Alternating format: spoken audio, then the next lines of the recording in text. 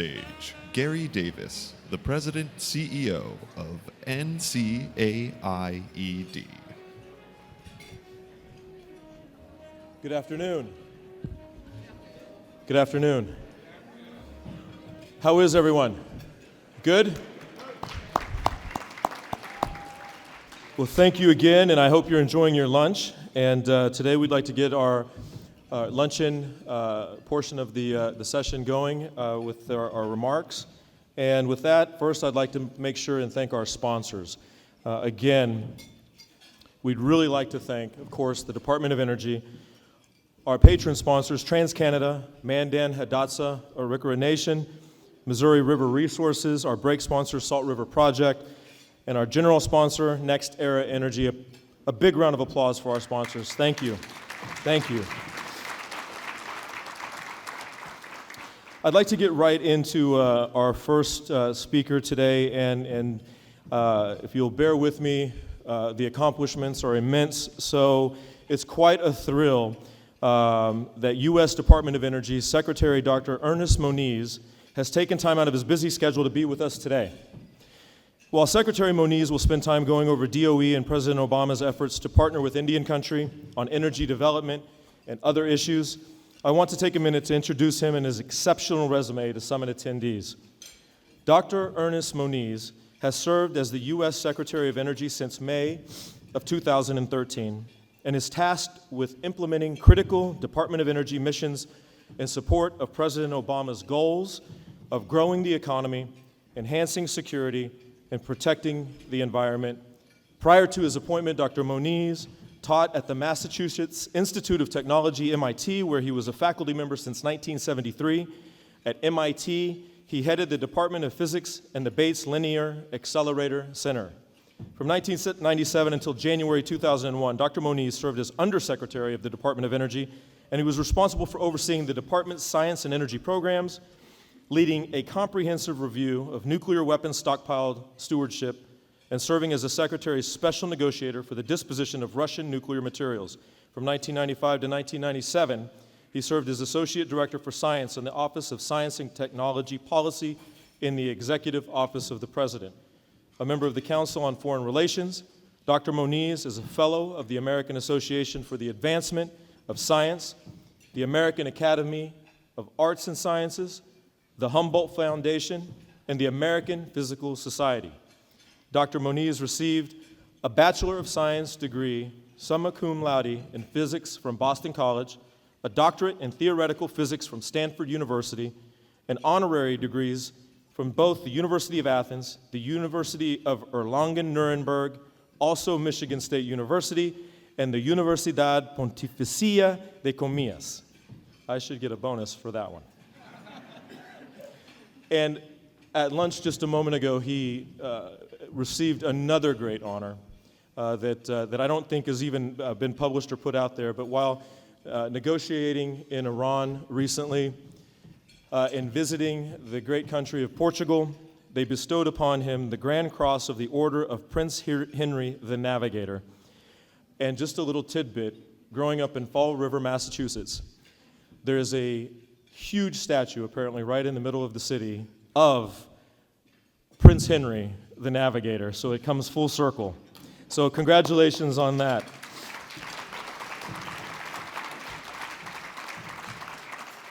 Though he has only been in his current position for just over 2 years, Secretary Moniz has already shown a strong commitment to working with Indian country and meeting the administration's goal of maximizing the value of energy for the benefit of our communities.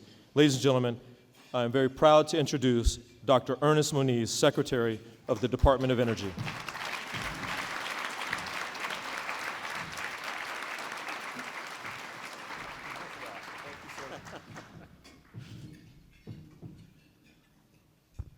Well, thank you, Gary, for that. I just added a little story on top of the one about this Portuguese cross. We were in Lisbon briefly, and the American ambassador pointed out that the Declaration of Independence was celebrated by drinking a Portuguese wine. a Madeira. And he produced a very nice 1986 Madeira to be opened only if there was an Iran agreement. And Secretary Kerry and I did well on that bottle, I can tell you.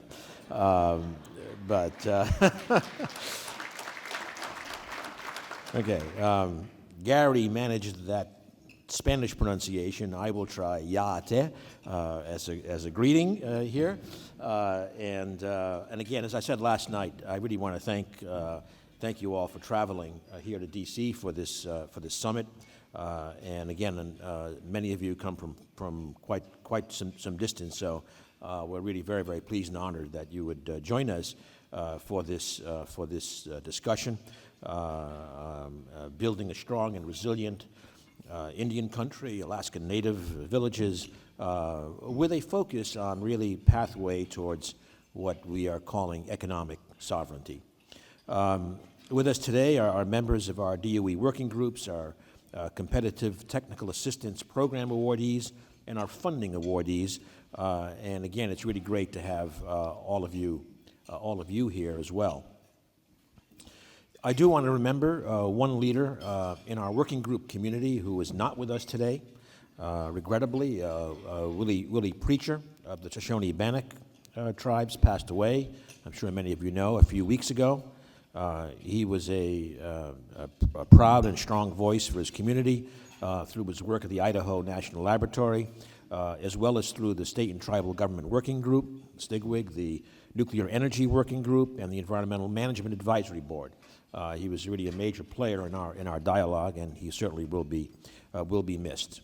I'd also like to recognize many members of Congress and other cabinet members, and most especially Secretary of the Interior, Sally Jewell, who will be joining us here very soon on the stage, and our Department of Energy leaders.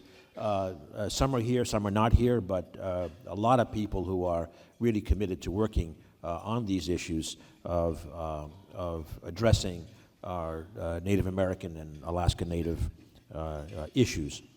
I do want to say that we have a large fraction of the DOE leadership here now, certainly involved in various parts of the summit, and I just want to emphasize that they are really very important conduits, certainly for me, in terms of understanding issues. As I said yesterday, we'd like to do a lot of listening at this summit, so please take advantage of their presence to make issues known. Now, partnering with you, as Gary said, is an important priority for this administration, and I think the President has made that clear, starting with his visit to the Crow Nation as a candidate, continuing with annual tribal nation summits, most recently in his visits to North Dakota and Alaska. This year, the President has shown his commitment to hearing your voice here in D.C., and this will be part of that input. He's made clear he wants the federal government to work with you, to help strengthen your communities and to ensure that tribes have greater say in the decisions that affect the lives of your people. We certainly are taking that to heart at Department of Energy, and again, I gave you my pledge yesterday that certainly to the end of this administration, I and my colleagues will continue to seek that input. 40 years ago, tribal leaders began to organize around a vision for strengthening their people by focusing on energy resources in Indian country. Energy resources could become a strong foundation for self-determination, economic growth, and a better quality of life. And these resources are very considerable. Tribal lands comprise nearly 2% of U.S. lands, but about 5% of the U.S. renewable energy resources, especially wind and solar. And we're talking about 9,000 gigawatts of potential resource. That is a very, very large number. So strategic energy planning and development can strengthen sovereignty and build human capacity by creating jobs and wealth, advancing science, research, and education, and by improving tribal government programs to better regulate and better invest in energy. And energy is key to a prosperous and self-determined future for tribal communities. So today, I want to talk briefly about the partnership between the Department of Energy and tribal governments as they've progressed over the years and the way we intend to go forward. And again, we commit to making DOE a good partner for Indian country and Alaska Native villages. When I visited the Gila River Reservation last year, I promised we'd hold a second Indian Energy Summit, and here we are. We heard from many of you that a finance roundtable would be useful, and we've included that in the summit. I've heard good feedback about that session, but in general, I'm looking forward next week to get reports from all of the sessions that we can follow up with an action agenda. We also, at that meeting in December, of course, had an opening for a new director of Indian Energy. We heard from many of you that the leader of Indian Energy should be someone with energy law experience and a history for fighting for tribes. Some of you were even more direct and just said Chris DeShane would be the right pick, so we listened, and he's here. Thank you for that, and thank you, Chris. And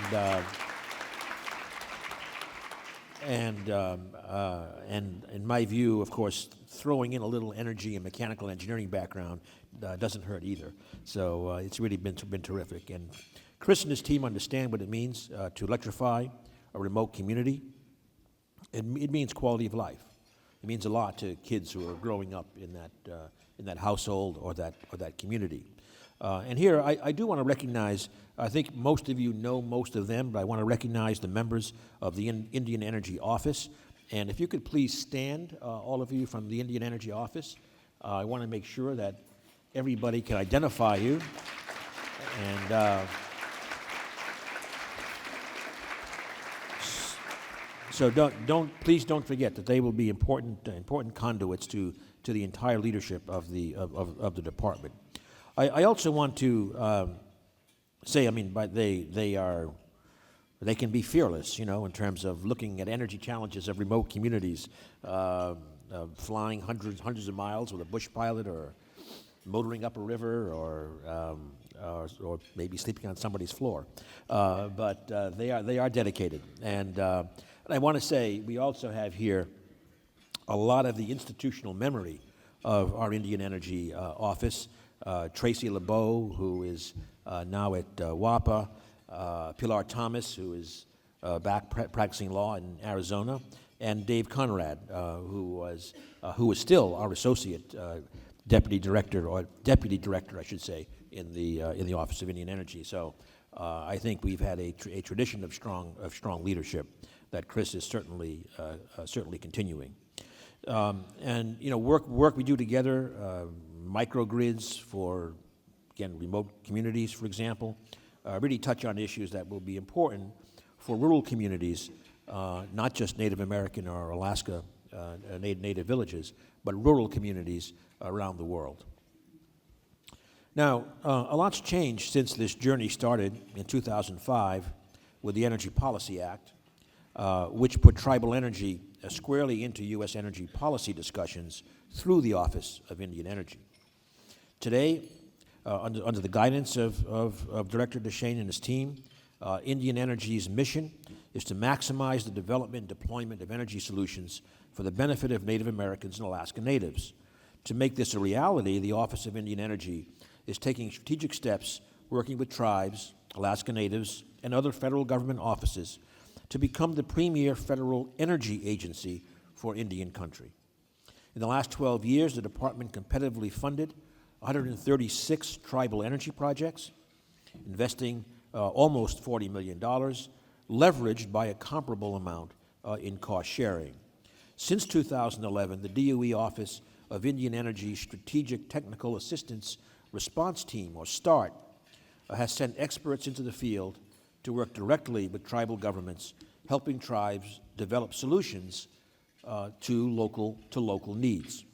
Several DOE initiatives resulted from recommendations that tribes put forward in the 2011 summit.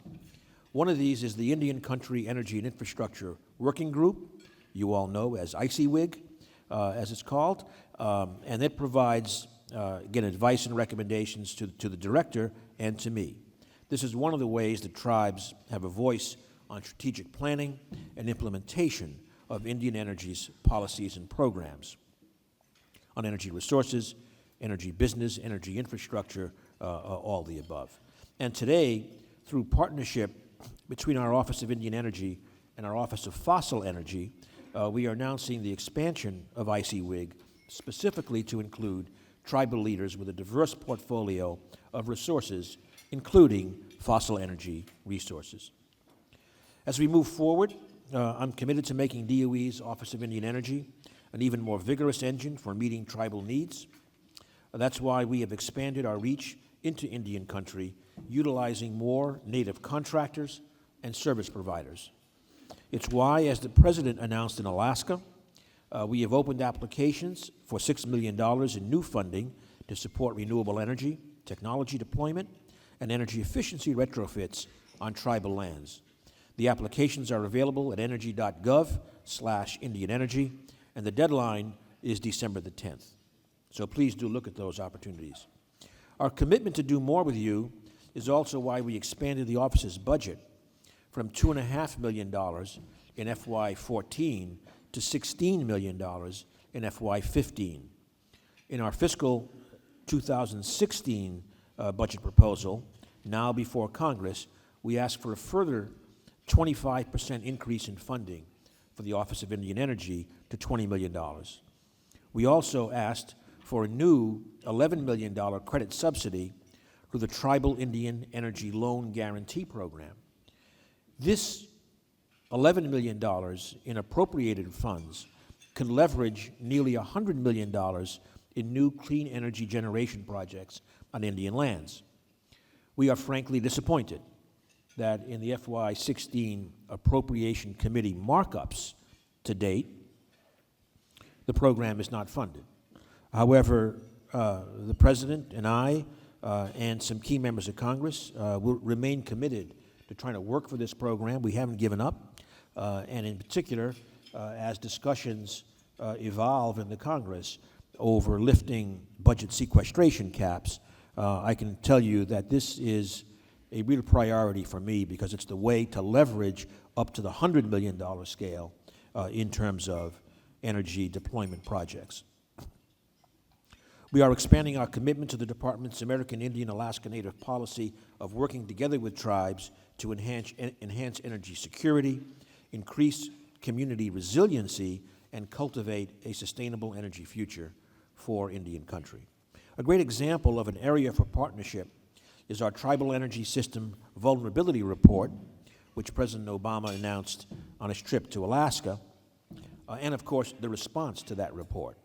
The report examines the challenges that we all face with climate change, and Indian country has, in fact, some special vulnerabilities to climate change. I hope the report will lead to greater engagement between our governments by charting a path forward. Climate-related events are already affecting the way Indian country receives, produces, and uses energy. Tribes are among the communities most vulnerable, and of course, global warming is even more extreme in the Arctic, so our Alaska Natives have their way of life, in many ways, quite literally threatened. Higher temperatures, water shortages, flooding, wildfires, thunderstorms, tornadoes, winter storms, just about everything you can think about are issues that can affect different parts of our tribal communities. And of course, responding to these takes resources, and as I said, calls for resilience. Now, renewables, we said earlier about the huge resource, but renewables and hybrid systems on tribal trust lands and Alaska Native villages, need energy infrastructure, and that's the kind of infrastructure we want to build that is resilient to these climate threats. We're trying to make it easier for tribes to find funding opportunities. That was part of the discussion at the roundtable, and as the co-lead of the White House Council on Native American Affairs Energy Subgroup with Secretary Jewell, we developed the cross-cutting federal financing tool for tribal energy projects. This searchable web-based platform makes information regarding all federal funding related to energy programs easily accessible to tribes, and we think this is a first. And again, this is available through energy.gov/Indian Energy. At the Gila River Indian Communities Reservation in last December, again, I met with the DOE Tribal Leader Working Groups and several representatives of Alaska tribes, native corporations, and nonprofits. As a result of this dialogue over the last year, we have formally established the Nuclear Energy Tribal Working Group, convened our Energy Finance Workshop, and our senior DOE leadership has been traveling to your communities, engaging in dialogue and learning about your perspective and viewpoint on many issues, including energy issues. At the meeting in December, you asked for my administration to see Indian Country, and Mark Whitney, then Acting Assistant Secretary for Environmental Management, and now Principal Deputy, personally traveled to the reservations of the tribes whose ancestral lands have been affected by the nation's legacy nuclear waste, including the Yakama Nation, the Wanapum people in Washington, Confederated Tribes of the Umatilla Reservation in Oregon, Nez Perce Tribe in Idaho, and the Pueblos in New Mexico.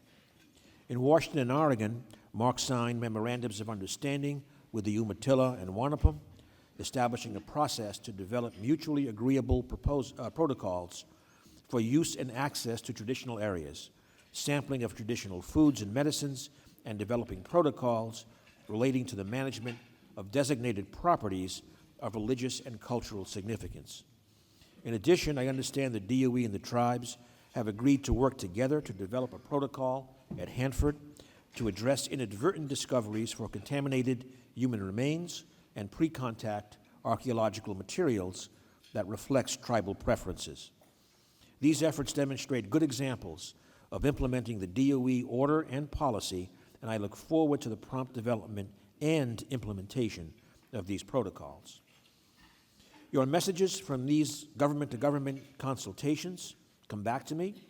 We've heard what you have to say, and we understand that tribes need assistance in cleaning up Cold War legacies, developing new sources of clean energy, and improving tribal participation in fossil fuel development.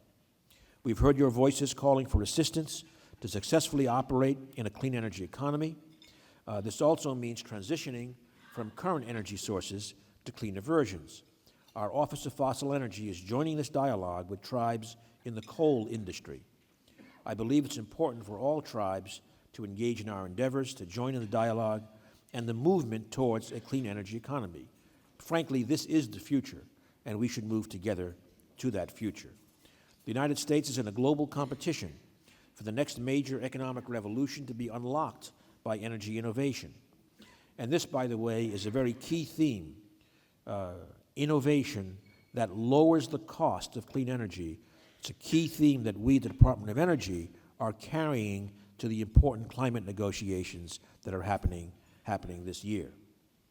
To understand our rapidly changing energy economy and the technology, infrastructure, and regulatory capacity needed for the coming years, the DOE, our labs, and partners across the federal government conducted a pair of reviews.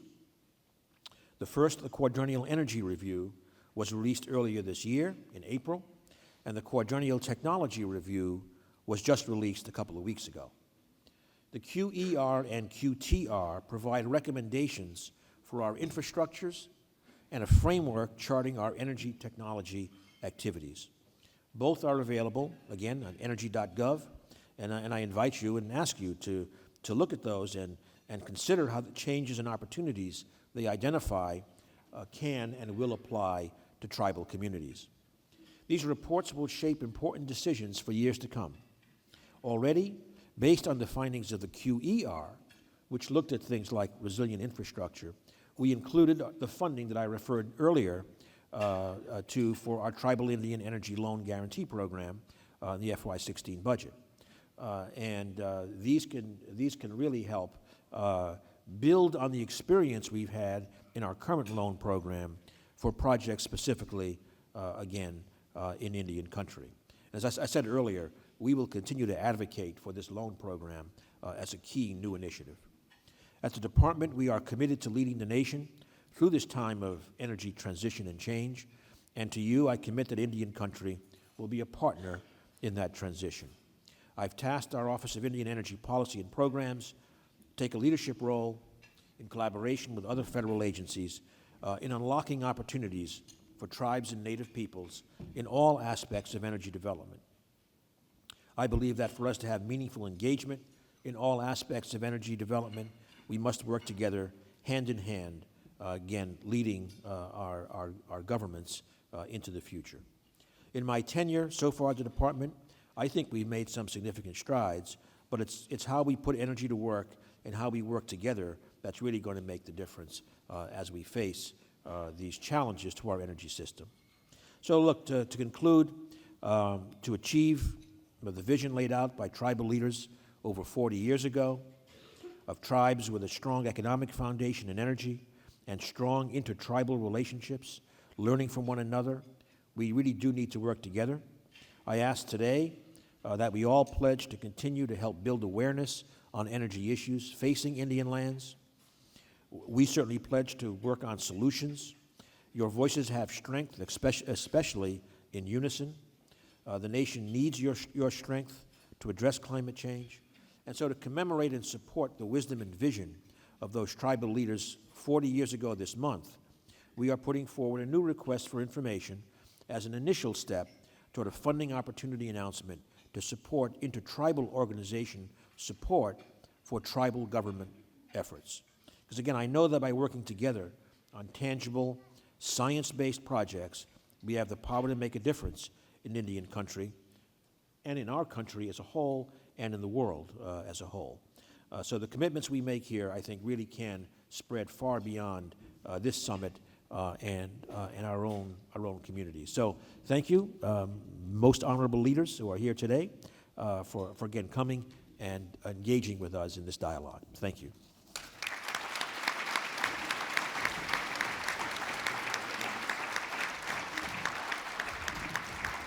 Thank you, Secretary Moniz. I'd like to take a second to acknowledge all of those throughout Indian country and throughout the United States who are watching us live right now via webcast. Hello, everyone out there in Indian country.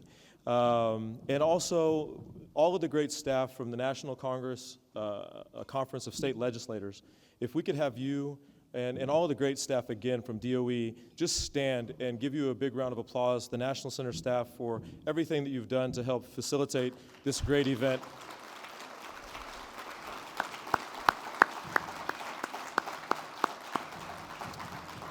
And we'd also like to give a special recognition to Anna Hahn. Anna, are you here with us today? There she is in the back. Thank you for all your work to make this possible. Ladies and gentlemen, it is my pleasure at this time to introduce the Honorable Sally Jewell, Secretary for the Department of Interior. She is no stranger to Indian country, as the Department of Interior upholds the trust responsibilities for all federally recognized tribes and Alaska Natives. Also relevant to the summit, the Department of Energy is responsible for conventional and renewable energy supplies on public lands and waters. She is a friend of Indian country, and her presence here today is much appreciated. Prior to her confirmation as Secretary in April of 2013, Secretary Jewell served in the private sector, most recently as President and Chief Executive Officer of Recreation Equipment Incorporated, REI.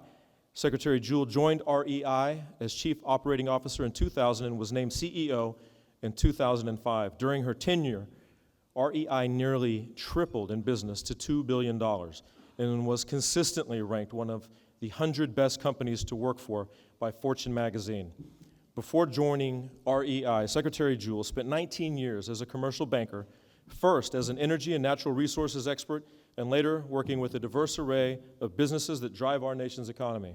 Trained as a petroleum engineer, Secretary Jewell started her career with Mobil Oil Corporation in the oil and gas field in my native Oklahoma, and the exploration and production officer in Denver, Colorado, where she was exposed to the remarkably diverse oil and gas resources across the nation.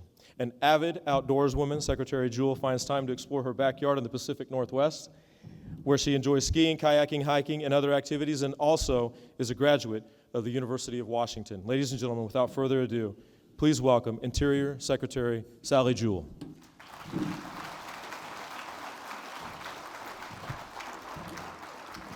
Well, thank you, Gary, for that kind introduction. And my words to you are going to be shorter than the introduction, because really what I'm up here to do is to be alongside my colleague, Dr. Moniz, as we take questions that you have all submitted to us. I just want to say that it's really great working with Secretary Moniz. He has been a true champion for the things that we both believe in. Tribal sovereignty, government-to-government relationships, recognizing the potential, as he so carefully laid out in his comments, of energy development in Indian country, and yet learning from Indian country about how we can have an appropriate balance in the development of our resources and also passing along our lands to future generations. The quote is not attributed, but I use it often. Did not make it up, certainly, but we don't inherit the earth from our ancestors, we borrow it from our children. And I would say that that is something that is embodied in every tribal visit that I do, in the hearts and spirits of the people who you all represent and who you are a part of. So one of the ways that Secretary Moniz and I are working together is through the White House Council on Native American Affairs. He stepped up to leadership in the Energy Subcommittee, and we are working together, as he referenced, on making it easier for you to do business with us. Website link that you can get through both Interior's website as well as Energy's website that summarize all the programs that are available, because they can be really complicated. But more importantly, as the energy folks within the Department of Interior work closer with the Indian energy people in Secretary Moniz's shop, we hope to dovetail our efforts to bring our expertise to you. And as we have Bureau of Indian Affairs offices throughout the country, we will make sure that they're plugged in to the kinds of energy programs that Dr. Moniz referenced so that we can do a better job of serving you, because it is hard to do business with the federal government.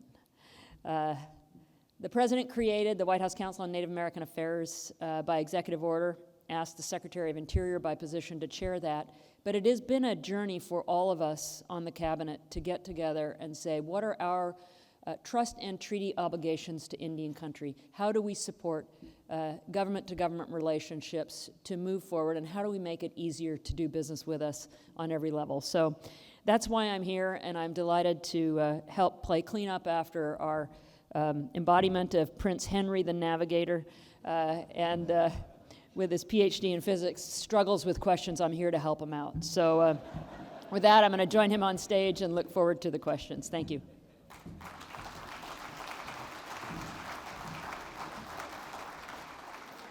And thank you both for agreeing to stay here and spend a little bit more time with us. And as you can see, we had a whole folder full of questions that have been generated today from you. And so we'd like to get to it. And one that kept coming up over and over again is directed to you, Secretary Moniz. How did it go with Stephen Colbert? He's crazy. It was actually it was a pleasure. He really asked trenchant questions. The part that got broadcast was entirely on the Iran agreement, but if you look at the website, you'll find some other stuff on energy. And I guess getting into a question for both of you, what are you doing to increase access to capital for tribal energy projects? Secretary Jewell. Well, I think that this is something that both of us play a role in. We do have several grant programs available within the Department of the Interior and the Bureau of Indian Affairs.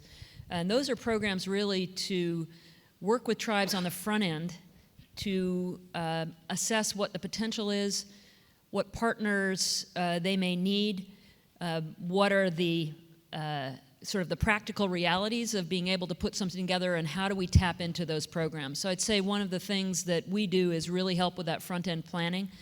And I will say that having looked at a number of different programs, oftentimes there are consultants and other companies that will come in and say a lot of things to tribes to encourage them to do business with them, and they don't necessarily have the tribe's best interests in mind.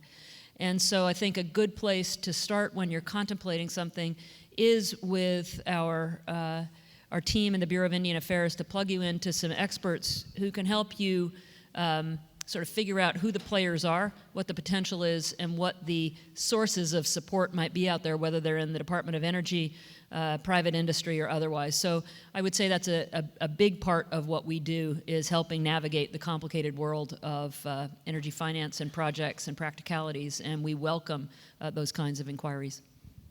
Yeah, I'll just add to that, that because we mentioned some of the tools, websites, mentioned that we are certainly increasing our funding in the office, but let me just focus on two things. One is to repeat, because it's really one of my highest priorities, getting this Indian Energy Loan Program established. I think is really critical because, again, it's the leverage factor that we can leverage like 10 to 1 in terms of getting projects out there. So we're going to keep working at that. But secondly, in my tenure at the agency, we have put a lot more focus on energy finance broadly. We have the very successful loan program that, by the way, is actually in the black. It's made money for the government while advancing energy projects. Secondly, we've established a finance section in our energy policy office. And third, in the Secretary's office, which now with the position of Associate Deputy Secretary, we have a person who comes from the energy finance world. His name is John McWilliams. What I want to emphasize is that what we're doing, and Chris knows this, is that the Indian Energy shapes the programs, but he has access to all of our financial resources in the department, including the loan program, for example, with here. So we're trying to just generally get a stronger focus on energy finance, and those resources will be made available to the Indian Energy Office. Very good, very good. And another question, and again directed to you both. Can you give us some insights to the future of the energy market, and sort of a part two to this question, how far away is the clean energy economy? Okay, I'll start on this one, Sally. Well, first of all, I would argue we are in the clean energy economy. The revolution is actually happening. It's still got a ways to run, but it is happening.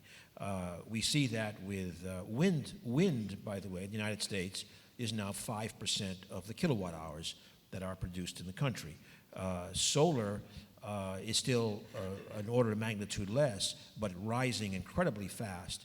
Driven, I just want to emphasize, driven again by innovation that drives costs down.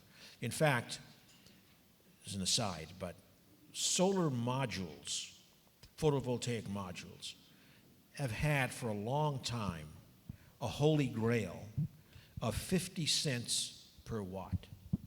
And if you go back only a few years, the discussion was, we'll never get there. I'm telling you, within 1 to 2 years max, we will be in the 40-something cents per watt. So this is really what's going to drive a huge amount of deployment. Now, in the United States, we will continue to, in my view, depends on prices and global demand, et cetera, but I think we will continue to have a very, very strong natural gas economy. The natural gas economy that we have developed has driven manufacturing in this country, and furthermore has driven CO2 reduction in this country. Secondly, of course, we have also the oil production, especially shale oil.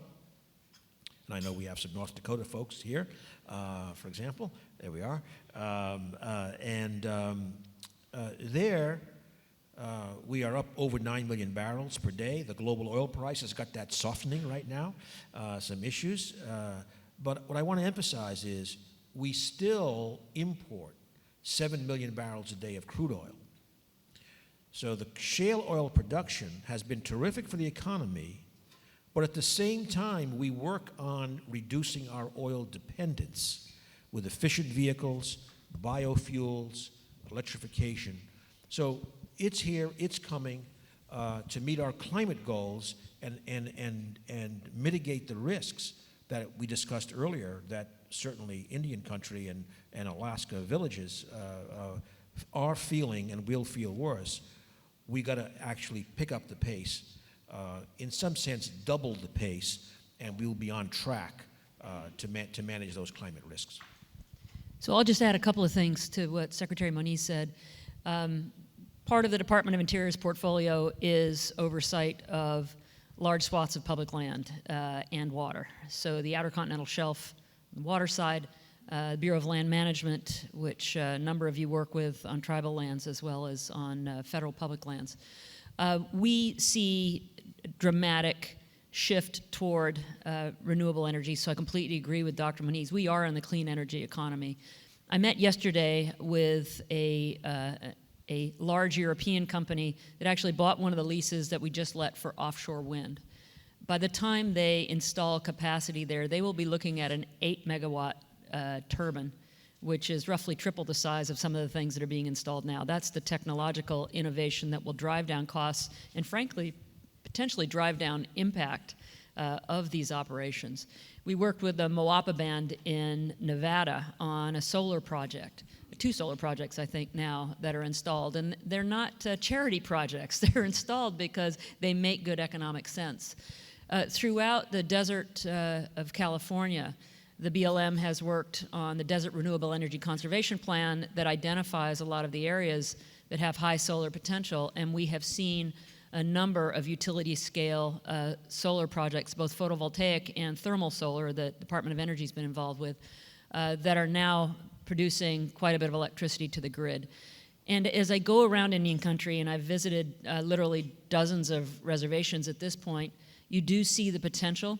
But I also see expectations are that I'd like to have it now, and I think that we will see in the coming 5 to 10 years a lot more of the ability to deliver on those interests than takes place right now. And the smaller, the capacity to do a smaller grid, and Ernie can talk to that, to deliver to some of these remote villages, for example, in Alaska, where you're relying on very, very high-priced diesel. It's very dirty to get it there and to burn it to begin with, and yet there is potential there. And I think we will see some of those things open up because of the technological innovations that are happening right now. So there's a lot going on, and we are in the clean energy economy, but those prices will come down. I might just add one thing, if I may, Gary, that actually a collaboration that we have with the Department of Interior, kindly putting in most of the resources at the moment, but with our National Renewable Laboratory, is working specifically on a kind of modular hybrid renewable diesel systems that could be deployable and hopefully replicable in many rural contexts. And so that's the kind of technology also that we are trying to advance.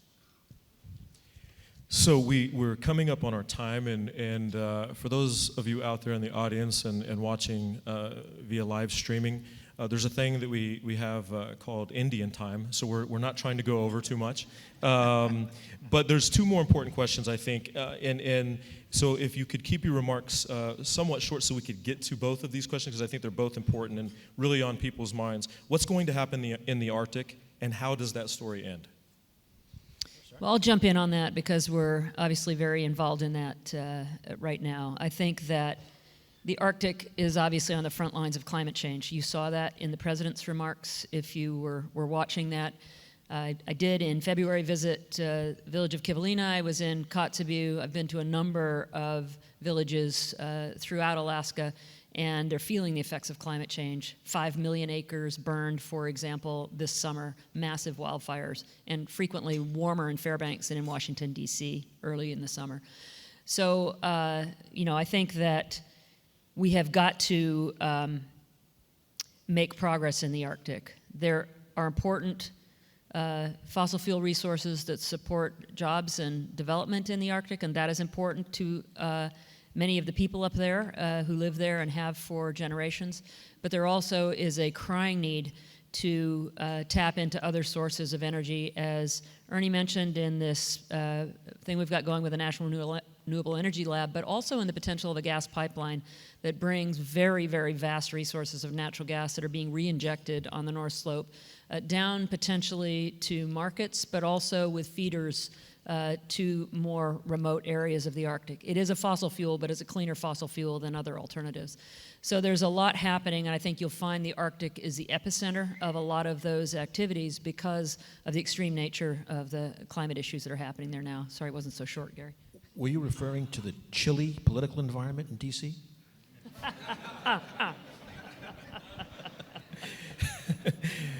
We're here all week. Tip your waitresses. I think one of the things, and you guys have really mentioned this in your remarks, and I think Indian country understands this, there's been a tremendous amount of progress for Indian country under this administration. How will you ensure progress will continue after this administration? Well, I'll make some remarks.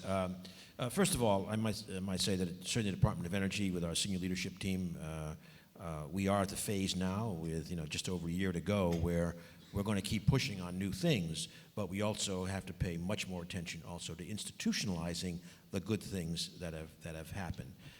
The number one lesson that I always try to put out is that the best way to institutionalize something across administrations is to have it be really good. To have it be something that has clearly shown value and will be adopted. I'd like to get a lot more of that happening in our Indian energy programs, and that's number one. Number two, of course, we will put out policies, regulations, et cetera, that provide a platform. We have put out, as I mentioned, some very significant documents in terms of technology directions and energy policy directions, and we anticipate these are based upon good analysis. They're not political documents, and we hope that those will also carry over. But again, number one is you perform, somebody will want to keep it going. And I'll just add from a broader perspective beyond energy that we have made incredible progress in this administration, as Gary acknowledged, and we've settled over 80 tribal trust litigation lawsuits with the federal government, so we are looking to the future. The President has had a Tribal Nations Conference every single year. He established a White House Council on Native American Affairs by executive order. We're working to inculcate that from a career standpoint so the continuity that we have in those programs continues and the kind of working across the governmental silos continues. So we're looking at ways to institutionalize that. A future president would have to undo an executive order, which means they'd have to say, we're not going to have a Tribal Nations Conference, we're not going to work collaboratively across the government, and those are things that I dare any future president to undo because we've come so far together. So we have lots of those kinds of things that we're working on, but as Ernie said, really the best indicator is success. And I will say one area where I feel great about, even though it hasn't shown up yet on the bottom line in our budgets, is that there is bipartisan support for Indian country, like was certainly not present when I came here in 2013, about the same time that Ernie did. We now have increased awareness and increased support for Indian programs. We've got to get a budget done. We have to get a budget that supports the kinds of things that you expect of us. But I would say that we have bipartisan support to do that, and we'll continue to push, and your voices or those of other members of your tribal leadership will be exceptionally important in making sure that continues. So doing what we can, we need you to help as well. Ladies and gentlemen, a big round of applause for Secretary Jewell, Secretary Moniz. Thank you for joining us. Thank you for taking time to be here with us today.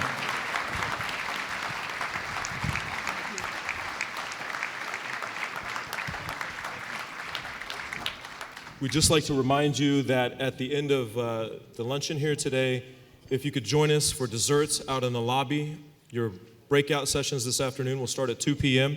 And thank you again so much. Thank you for those streaming live. Thank you for your support. Thank you for participating in the National Tribal Energy Summit. Thank you.